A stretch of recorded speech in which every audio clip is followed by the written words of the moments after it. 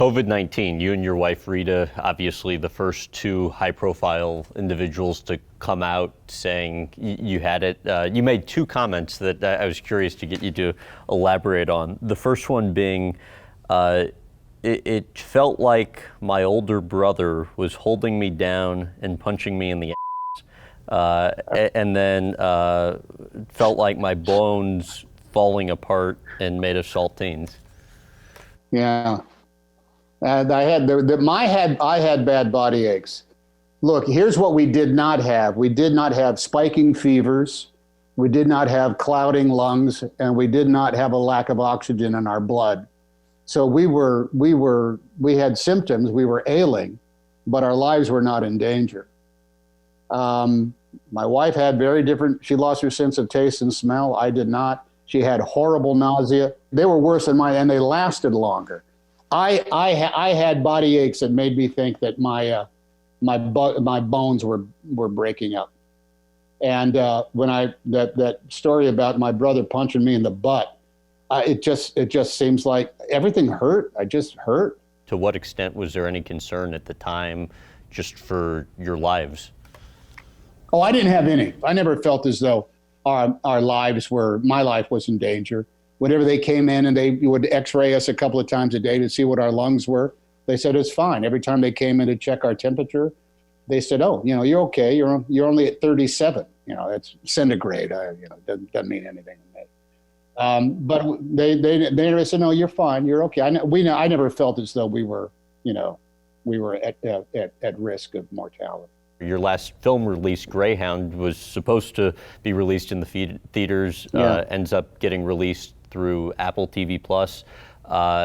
You had to okay that move. Tell about them coming to you with the idea and your thought process in okaying it. Well, actually, that was my idea. I fought for it. And the film was going to come out originally on the 15th of May, more or less for the anniversary of the VE Day. I said, okay, that's appropriate. That's nice, a nice marketing tie-in. But as COVID came along, it shut down our post-production facilities, and so we were going to be late anyway. And then everything shifted, and we were going to come out on the 8th of January. In business-wise, we would have come out between Wonder Woman and Top Gun 2. That was our window. We would have been bridging this place that might not have had a lot of fuel to burn in it. Now, that's got nothing to do with how great we thought the movie was or how special it was. It had nothing to do with that. It was literally economic concerns from the marketing wing of the entertainment industrial complex. That's worthy of a symposium all unto itself. But the bigger thing of it was that our movie is done and no one can see it. Pardon my language. What can we do here? My original thought was to say, everybody is locked down. There is a COVID-19 process that is, we are not going to know how long this pandemic is going to go on. There is fear, and there's fear and isolation that are going on right now. Let's put this movie on commercial television. So my crack team of experts went to all the networks that were interested. I'm talking about CBS and NBC and ABC, and said, would you guys like to have this movie? It cost $40 million to make. They couldn't pay $40 million for it. They just couldn't. They don't have that. They don't have that cash.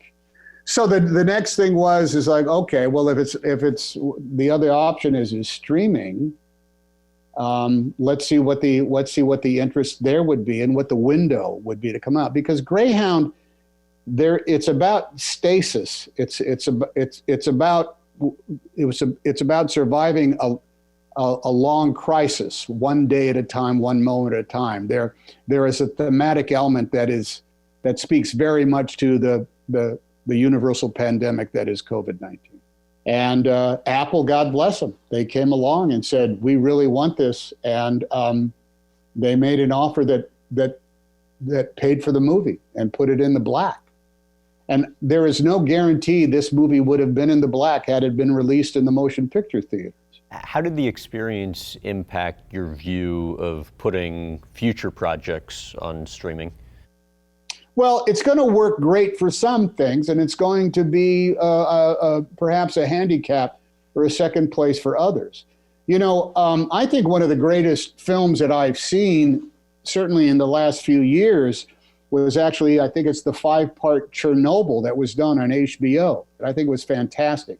I think there's a place for streaming that is going to be an end in of itself for any number of types of films.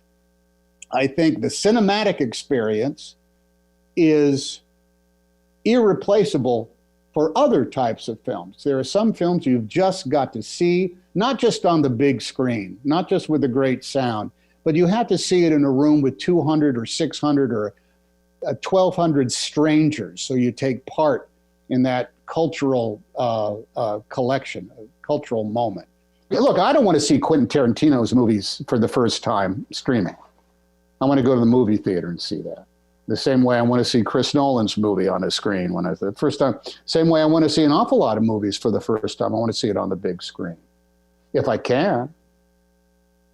But if they're not going to be there, I might have to just see them for the first time, screened on a very good TV at somebody's house with as good a sound bar as they have, and that's just going to be the nature of the beast.